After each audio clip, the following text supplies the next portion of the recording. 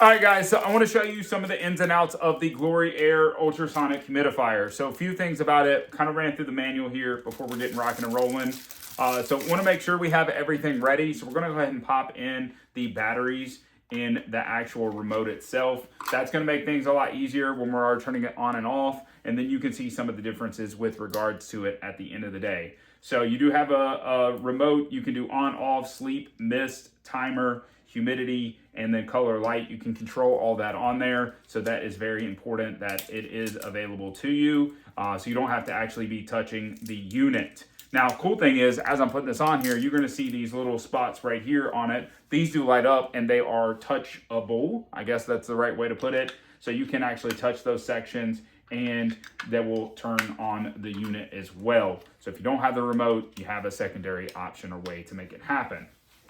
So a couple things, you have a pretty short cord on here, but that's the way it should be. They do recommend to put it up against a wall or a specific area, kind of in a corner.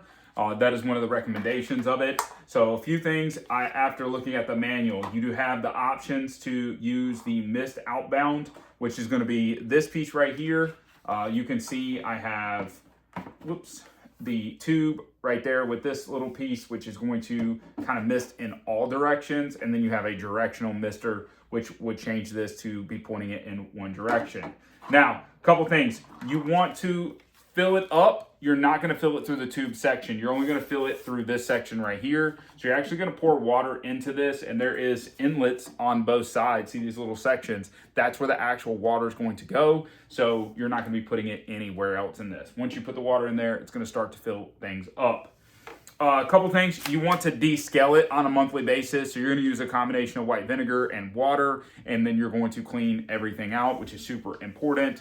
You're going to let things sit and soak. They do give you a nice brush to actually make that happen. So we haven't ran this, so I wouldn't be able to show you the descaling aspect. There wouldn't be any descaling to be done, but I just want to let you know that is something you're going to want and need to do to the unit itself. So you're going to wash everything out accordingly on a weekly basis. Make sure you rinse it out, and then on a monthly basis, they recommend to descale it.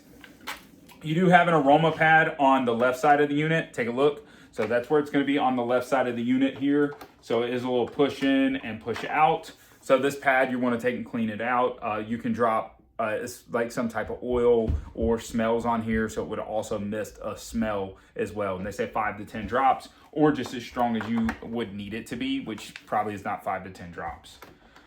So pretty cool. Once you do get it, so the goal is to fill this up.